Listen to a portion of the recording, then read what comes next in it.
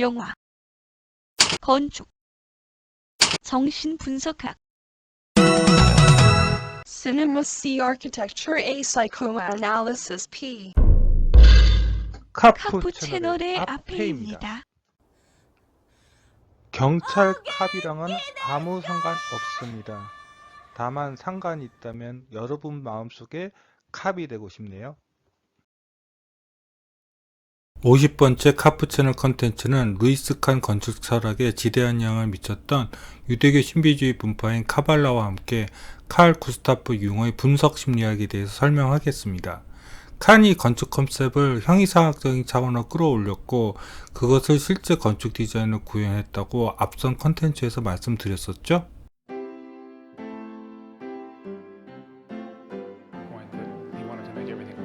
칸이 카발라의 영향을 받았다는 사실을 처음 들은 것은 칸의 아들인 나다니엘 칸이 만든 칸의 다큐멘터리 영화에서 빈센트 스컬리의 인터뷰였습니다.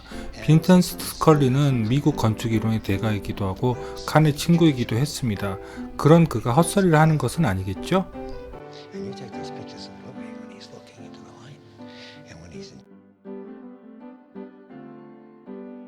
그래서 빈센트 스컬리가 모더니즘 건축을 정리한 대표적인 저서의 칸에 대한 에세이를 찾아보니 칸이 미크베 유대교 회당을 설계할 때 카발라의 주요 상징인 세피로트 나무를 그대로 적용했다는 문구를 찾았습니다. 그래서 유대교의 한 분파인 카발라에 대해서 정말 궁금했습니다. 하지만 한국에서 유대교의 전통 교리도 찾아보기 힘든데 카발라에 대한 내용을 아는 것은 사실 불가능하다고 생각했습니다.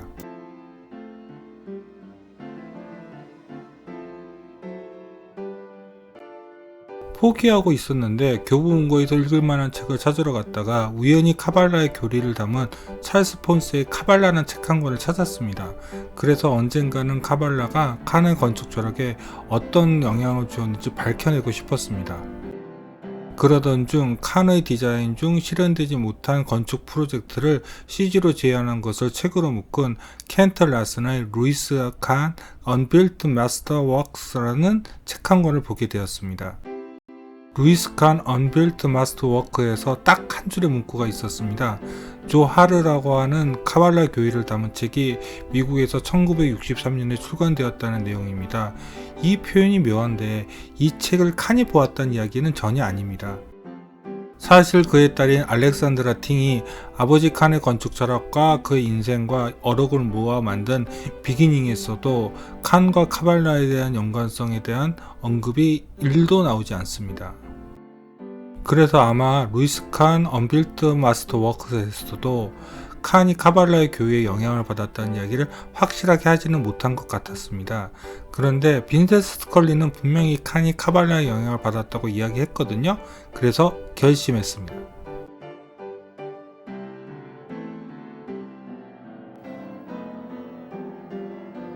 이제 카발라의 책도 구했겠다. 카발라의 교리를 좀 알아보면 칸의 건축 철학과 연관이 있는지 없는지를 알 수 있겠다 싶었죠. 그래서 제가 카발라에 대한 교리를 먼저 간단하게 설명하겠습니다. 그런데 제가 무슨 짓을 하고 있는지 잘 모르겠습니다.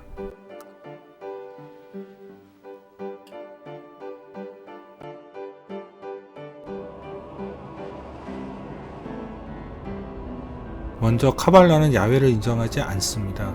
좀 더 나아간 카발리스트들은 유대교나 기독교에도 믿고 있는 인격신, 즉 하느님 아버지 같은 신은 진짜 신이 아닌 가짜 신이라고까지 합니다.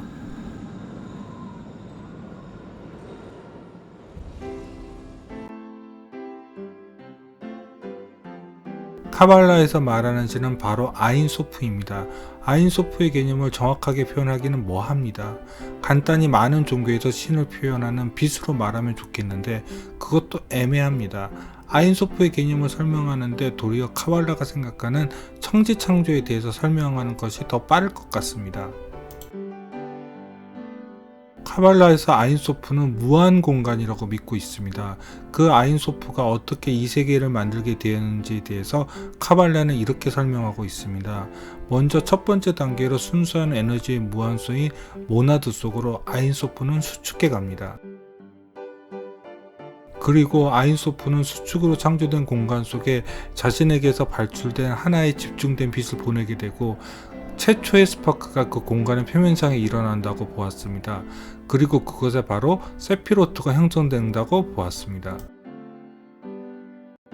그런데 세피로트와 비슷한 이야기를 전번 콘텐츠에서 한번 말씀드린 적이 있습니다. 바로 칸의 빛과 침묵에 대한 이야기입니다. 아인소프가 빛은 아니지만 아인소프가 머문 흔적으로 빛이 발생하고 세피로트는 그것을 담는 그릇이라고 했습니다. 그래서 칸은 모나드로 빠져나간 아인소프가 빛이라면 빛이 빠져나간 세피로트는 침묵의 공간이 된다고 생각한 것 같습니다. 그런데 칸의 건축 철학 중 아인소프와 세피로트의 카발라와의 교리와 비슷한 것은 빛과 침묵만 있는 것이 아닙니다. 그것을 설명하기 위해서 다시 세피로트로 돌아가야 합니다. 이 세 장을 구성하는 세피로트는 한 개만 있는 것이 아닙니다. 우선 세 개의 세피로트를 소개하겠습니다. 아인소프가 최초로 원형 그대로 현현되는 아트질루트계에는 케텔, 호크마, 비나라는 세 개의 세피로트가 위치하고 있습니다. 이 세 개의 세피로트는 트리아드, 즉 삼각형의 형태를 이루고 있습니다. 첫 번째 아트질루트 트리아드에서 호크마와 비나가 부모가 되어 두 번째 아인소프의 도덕적인 힘을 상징하는 두 번째 트리아드인 창조계인 브리어를 탄생시킵니다. 이 트리아드는 헤세드, 게브라, 티페레트로 구성되어 있습니다. 세 번째 트리아드는 형성계로 볼 수 있는 예트지라계의 트리아드입니다. 이 트리아드는 네자, 호드, 이소드로 구성되어 있습니다. 그럼 이렇게 구성된 3개의 트리아드와 9개의 세피로트는 어떻게 작용할까요? 아인소프는 원형 상태로 그 존재를 담을 수 있는 첫 번째 아트질루트계의 첫 번째 세피로트인 케텔에 먼저 머뭅니다. 그리고 그 다음에 호크마로 이동하고 다음 비나로 움직입니다. 그리고 다음 창조계인 트리아드인 브리어의 헤세드로 이동하고 그 다음에는 게브라로 그리고 티페레트로 아인소프가 움직입니다. 그리고 다음 단계로서 형성계인 예트지라 트라이아드인 네자, 호드, 이소드 순으로 이동합니다. 그리고 마지막으로 인간계에 해당하는 물질계인 아시아계에 속하는 말쿠트로 전해지는 것입니다. 앞에서 말씀드린 아인소프의 세피로트의 이동 과정 말고도 또 다른 이동 과정이 있는데 거기까지는 설명 안 드리겠습니다. 그런 이동 동선들을 다 합친 것이 바로 이것입니다. 이 세피로트의 구성이 바로 트리 오브 세피로트, 즉 세계수라고 불리우는 세피로트 나무입니다.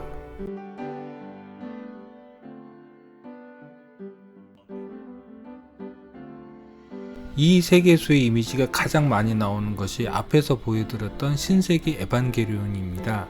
다만 에반게리온에서 나오는 사회문서는 카발라하고는 직접 연관이 없습니다. 사회문서는 지금 성서하고 다른 교리들과 여호와 하느님 예수님에 대한 기록들입니다.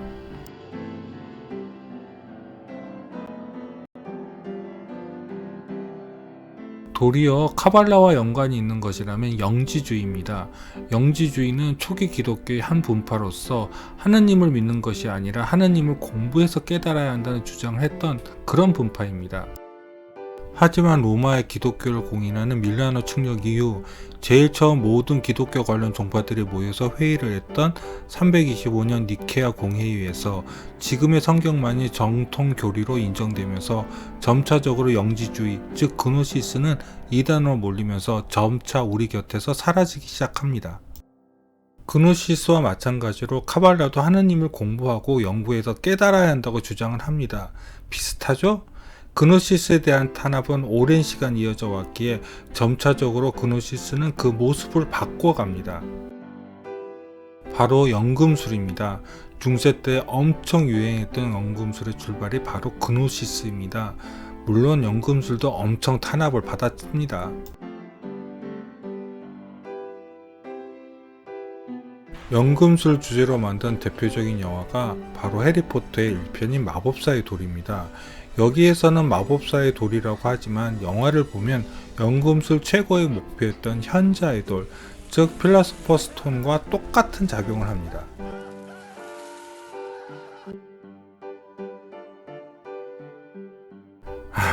이야기가 한참 옆으로 샜네요. 죄송합니다. 제가 이야기를 하다 보면 격가지로 빠지는 경우가 많아서요. 다시 제자리로 돌아오겠습니다. 칸이 카발라에 대해 많은 관심을 가지고 있었다고 했죠? 사실 제가 앞에 보여드린 칸의 작품들에서는 뚜렷하게 카발라의 영향이 보이는 작품은 별로 없습니다. 그러나 칸이 실현시키지 못했던 작품들은 이야기가 다릅니다. 바로 미크베 유대교 회당입니다. 특히 미크베 유대교 회당의 평면을 보세요. 여기에 거대한 원형 내부 공간을 가지고 있는 10개의 기둥 타워가 있습니다. 그런데 유대교 정통 교리가 아닌 이단인 카발라를 적용하여 미크베 유대교 회당을 디자인하다니, 그러니까 지어질 리가 있겠습니까? 이 계약이 취소된 이유는 정확하게 알 수 없지만 지어졌다면 정말 좋았을 텐데요. 이 아쉬움에 켄터 라슨이 3D로 재현한 루이스 칸 언빌트 마스터 웍스에서 재현된 미크베 유대교 회당을 살펴보겠습니다. 먼저 10개의 기둥 타워를 살펴보겠습니다. 여기는 한 기둥 타워의 맨 아래층 공간입니다. 여기서 원형 계단을 따라 올라가면 바로 미크베 유대교 회당의 본당 높이에서 2층 정도 높이가 되는 원형 공간이 나옵니다. 칸은 이 10개의 기둥 타워에 이렇게 사람들이 올라가서 유대교의 종교 행사를 하는 모습을 상상했답니다. 제대로 3D로 복원한 이 이미지는 이것입니다. 카발라의 교리를 따랐던 안 따랐던 간에 미크베 유대교 회당이 지어졌다면 필립스 엑세터 아카데미 도서관을 넘어서는 칸의 최고 작품이 되었을 텐데 많이 아쉽네요. 하지만 칸은 여기서 넘어지지 않았습니다. 카발라의 교리를 또 다른 식으로 적용하려는 노력들을 하죠. 앞에서 카발라의 아인소프가 모나드로 축소되는 과정이 칸의 대표적인 컨셉인 빛과 침묵 이외에 또 다른 컨셉과 연관이 있다고 했죠? 그걸 설명하기 위해서는 다시 세피로트가 모나드로 축소되는 과정으로 돌아가야 합니다.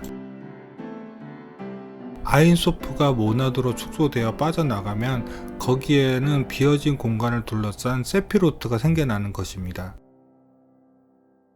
이것은 칸이 생각했던 공간의 개념과 매우 유사합니다.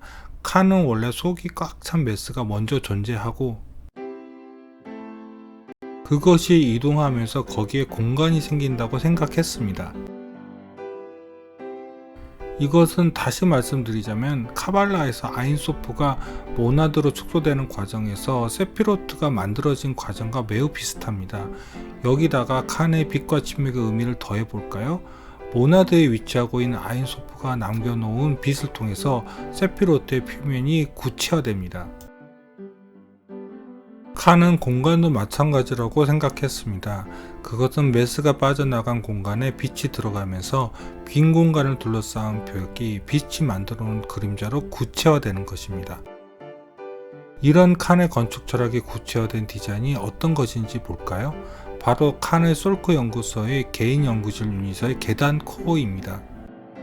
이 계단 코어는 벽체로 둘러싸여 있지 않고 오픈될 수 있는 부분이 다 오픈되어 있어서 햇볕이 들어오고 그에 따라서 그림자가 생겨납니다.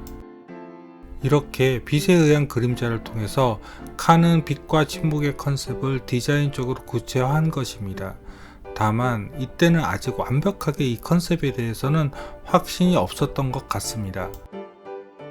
아니면 원래 솔크 연구소에서 추가로 계획하였던 솔크 연구소 미팅하우스에 좀 더 빛과 침묵의 컨셉을 적용하려고 했을지도 모르겠습니다.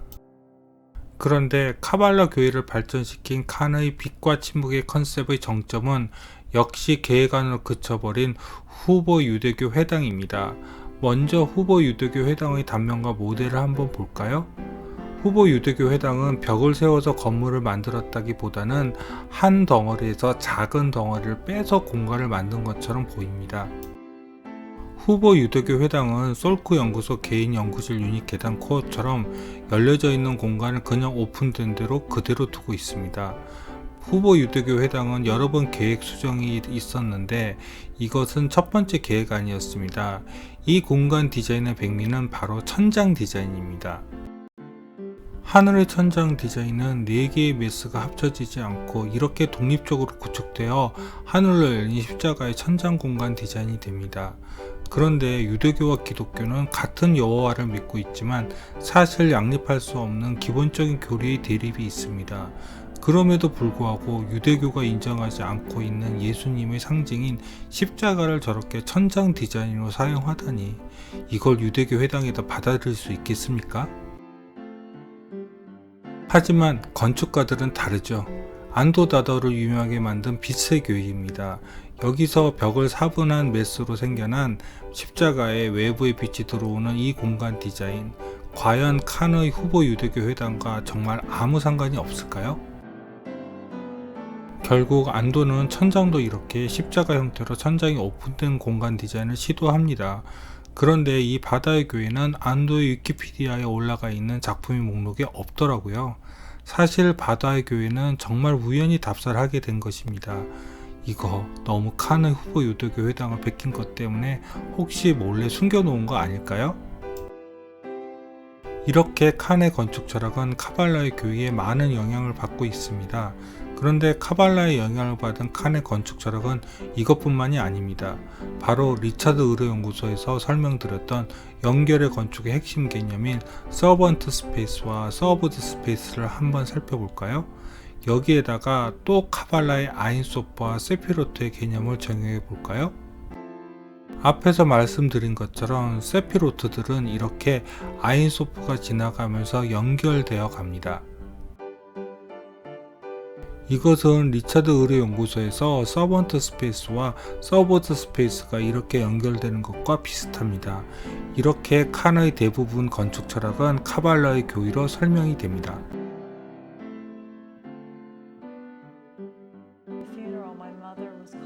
하지만 앞에서 딸인 알렉산드라 팅이 아버지 로이스 칸의 건축 철학과 그의 어록을 정리한 비기닝스에서 그가 카발라의 영향을 받았다는 내용은 1도 없다고 말씀드렸습니다. 대신 칼 구스타프 융의 분석 심리학에 대해서 많은 영향을 받았다고 팅을 회고하고 있습니다.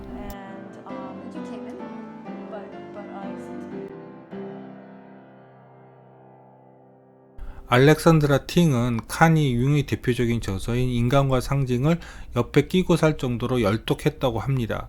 그런데 사실 인간과 상징은 융이 혼자 쓴 책도 아니고 융의 동료들과 함께 공저한 책이며 분석 심리학의 입문 정도밖에 안 되는 책입니다. 하지만 이 책은 단순하게 분석 심리학을 소개하는 데 끝나는 게 아니라 그와 관련된 다양한 동성애의 상징들을 분석함으로써 솔직히 융의 분석 심리학이 비교 종교학과 비교 신화학의 핵심 이론으로 발전해 나가는데 기초를 세우는데 큰 기여를 합니다. 그런데 팅은 융의 분석 심리학에 대해서는 1도 이해가 없었던 것 같습니다. 그녀는 칸의 빛과 침묵 개념을 동양의 음양사상과 관계 있다고 비기닝스에서 언급합니다. 만일 칸이 빛과 침묵의 개념을 동양의 음양사상에 영향을 받았다면 그것은 직접적으로 칸이 음양사상에 대한 이해가 있다기보다는 융의 인간과 상징을 통해서 음양사상을 이해했을 가능성이 큽니다. 바로 융의 컴플렉스 개념에서 아니마 같은 무의식의 원형들은 이렇게 각각의 그림자를 가지고 있기 때문입니다. 팅도 그냥 표면적으로 융의 분석 심리학에서 음양사상에 대한 이해를 칸이 구했을 것이라고 비기닝스에서 이야기하고 있습니다. 문제는 제가 인간과 상징의 책을 가지고 있는데 그 안에서 구체적으로 동양의 음양사상에 대한 언급이 없다는 것이죠. 저는 개인적으로 칸이 완벽하게 융의 분석 심리학을 이해해서 음양사상을 유추했다고 생각하지는 못하겠습니다. 저는 양에 해당하는 빛, 음에 해당하는 침묵의 기본적인 골격은 앞에서 언급한 카발라의 아인소프와 세피로트의 개념이라고 생각합니다. 하지만 그렇다고 해서 칸이 아주 융의 분석 심리학을 이해 못하는 것은 아니라고 생각합니다. 저는 칸이 그래도 융의 퍼스널리티 구성 이론 정도까지는 분명히 이해하고 있다고 생각합니다. 그것은 융의 퍼스널리티 구성 이론의 핵심은 프로이트의 무의식 개념과 달리 무의식이 일반적인 무의식과 개인적인 무의식 그리고 집단적 무의식으로 나눠져 있다는 것입니다. 이걸 한번 칸의 필립스 엑시터 아카데미 도서관 평면에 적용해 볼까요? 이상하게 융의 퍼스널리티 구성 이론과 평면 배치가 딱 들어맞죠? 필립스 엑시터 아카데미 도서관 외부 공간은 인간 의식과 무의식을 모두 통합한 자기의 영역으로 볼 수 있습니다. 자기의 영역 중심에는 다른 타자와 자기가 공유하고 있는 페르소나, 즉 외적 인격이 위치하고 있습니다. 이 내용을 도서관의 외부 모습과 비교해보면 필립스 엑시터 아카데미 도서관 그 자체와 더불어 도서관 주변의 다른 건물 또는 외부 환경을 모두 아울러서 필립스 아카데미 도서관이라는 건물 자체의 외부 모습이 규정되는 것입니다. 다음, 의식의 영역을 살펴보면 이곳에서 중심은 자아입니다. 자아는 바로 우리가 스스로 인식할 수 있는 자신이라는 정체성이라고 할 수 있죠. 필립스 엑시터 아카데미 도서관의 경우는 이 건물의 외부 모습들, 즉 파사드가 이 건물의 정체성이라고 할 수 있습니다. 여기서는 외부 환경을 제외하고 순수하게 이 건물의 모습을 말하는 것입니다. 이게 바로 필립스 엑시터 아카데미 도서관이 가지는 정체성이니까요. 건물의 외벽을 통해서 외부와 내부가 나눠지죠. 마치 인간의 의식과 무의식이 어떠한 경계로 나눠지는 것처럼요. 필립스 엑시터 아카데미 도서관의 외벽이 그와 같은 역할을 하고 있다고 할 수 있습니다. 그런데 저번 49번째 필립스 엑시터 아카데미 도서관 콘텐츠에서 말씀드렸었죠? 필립스 엑시터 도서관은 이렇게 외부벽 말고 내부의 벽이 하나 더 있는 이중 외피라고요. 건물의 바깥쪽 외피 부분은 의식과 무의식의 경계가 되고 중층으로 오픈되어 있지만 분명히 영역이 구분되는 안쪽 기둥 영역들은 일반적인 무의식과 개인적인 무의식의 경계가 되는 것입니다. 바로 필립스 엑시터 아카데미 도서관의 이 영역입니다. 사진에서 보이시는 것처럼 하나의 층이 두 개로 나눠지면서 안쪽 경계의 기둥과 발코니 난간으로 영역이 구분되어 있죠. 제가 주목한 것은 바로 이 기둥들로 인해 오픈되어 있으면서도 외피로 바로 분리된 내부 공간과 이 기둥을 시점으로 구분되는 내부 공간의 배치가 무의식과 개인적 무의식의 경계와 비슷하다는 것입니다. 그런데 모더니즘 초기 작품들, 예를 들어 바우하우스 데사우 같은 건물들은 유리 커튼월을 통해서 외부와 내부가 벽 하나로 단순하게 구분되어 있습니다. 유리 커튼월은 내부 공간의 시각적인 확장을 통해서 과거 전통 건축과는 전혀 다른 건축적 공간의 의미를 확보합니다. 그런데 정신분석학에서는 의식과 무의식의 경계가 무너지면 그건 그 사람의 정신이 무너졌다고 생각했습니다. 처음에 유리 커튼월은 획기적이었지만 내부 공간의 프라이버시 문제, 그리고 자연 햇빛의 무한한 실내 유입 등의 여러 문제가 발생합니다. 그래서 처음 유리 커튼월의 내부 공간 수법을 구축하는데 큰 역할을 했던 르꼬르비에는 유니테 다비타시옹부터는 외부에 발코니를 두어서 유리 커튼월을 버립니다. 그러면 유니테 다비타시옹의 발코니 공간이 필립스 엑시터 아카데미 도서관의 전이 공간과 비슷하다고 볼 수 있겠습니다. 하지만 그 공간적인 쓰임새는 완전히 달랐죠. 유니테 다비타시옹 내에 있는 호텔 르꼬르비제의 레스토랑의 발코니 공간을 한번 보시겠습니다. 이 사진에서도 알 수 있듯이 발코니 공간은 내부 공간과 외부 공간의 경계이긴 하지만 결국 내부 공간에 덧붙여진 것이지 하나의 내부 공간으로 보기에는 무리가 있습니다. 반면 필립스 엑시터 아카데미 도서관의 이중 외피 내의 내부 전이 공간은 완전히 다른 공간입니다. 그 전이 공간에 열람용 책상들을 배치하여서 내부 서고 공간과는 다른 공간적 영역을 구축했습니다. 즉 융의 퍼스널리티 구성 이론에서 일반적인 무의식과 개인적인 무의식의 영역을 공간적으로 푼다면 이보다 적당한 공간은 필립스 엑시터 아카데미 도서관 이전에도 없었고 지금 현재까지도 없는 것 같습니다. 개인적 무의식의 중심이 되는 것은 아니마와 아니무스와 같은 컴플렉스이죠. 이것이 적합한 공간으로 바로 두 개의 계단 코어를 들 수 있겠습니다. 필립스 엑시터 아카데미 계단 코어는 다른 일반적인 건축들의 계단 코어와는 좀 다른 점이 있습니다.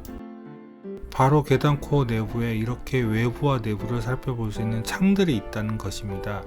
이것은 아니마와 아니무스가 개인적 무의식에서 내부로서는 집단적 무의식, 외부로서는 외부 의식을 연계하는 역할을 하는 것과 비슷하다고 볼 수 있습니다.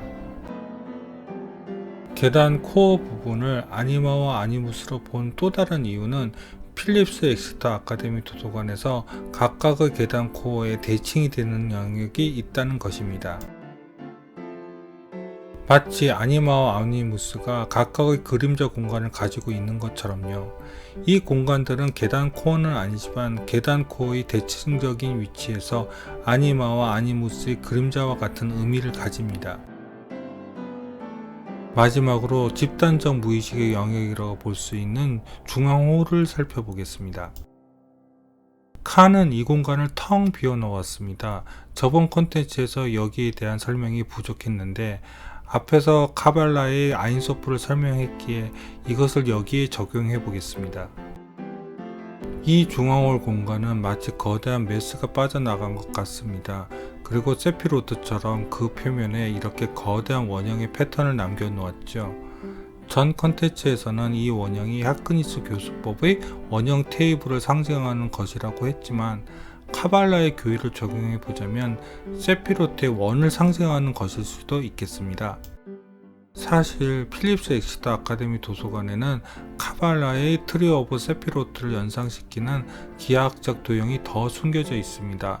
바로 저 하부의 삼각형 모양 비슷하게 벽을 오픈한 것도 트리 오브 세피로트의 트리아드를 연상시키고요. 그리고 중앙홀 천장도 사실 4개의 삼각형으로 조형되어 있습니다.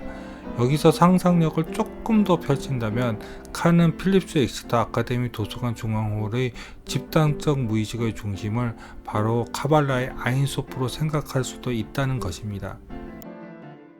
그것은 아인소프가 그 어떤 말과 글 또는 그림이나 조각 등으로도 표현할 수 없는 카발라의 절대신이기 때문입니다. 아인소프의 존재를 유일하게 느낄 수 있는 것이 아인소프가 머물고 나간 빈 공간의 표면인 세피로트에 아인소프가 던져준 빛을 통해서 조금 깨닫는 것 뿐입니다. 바로 필립스 엑스터 아카데미 도서관의 천창으로 들어오는 햇빛을 통해서 내부 중앙홀의 내부 천장과 벽면의 그림자처럼요. 다시 융의 퍼스널리티 구성 이론을 적용한 필립스 엑스터 아카데미 도서관 평면으로 돌아가 보면 칸은 인간 의식의 가장 깊은 곳에 존재하고 있는 자기 원형을 아인소프로 이해하고 있다는 것입니다. 즉 카발라 교리를 이해하는데 융의 퍼스널리티 구성 이론을 적용한 것이고 그것을 건축적 공간으로 본 것이 바로 필립스 엑스터 아카데미 도서관이라는 것입니다. 이렇게 길게 이 컨텐츠를 만들려고 한 것은 아닌데 이게 50번째 컨텐츠다 보니 좀 의욕이 지나쳤던 것 같습니다. 그래도 이렇게 칸의 건축 철학을 털어보니 좀 속이 시원하네요. 그럼 구독과 좋아요 부탁드리고 이상 카프 채널의 아페이와 레이첼이었습니다.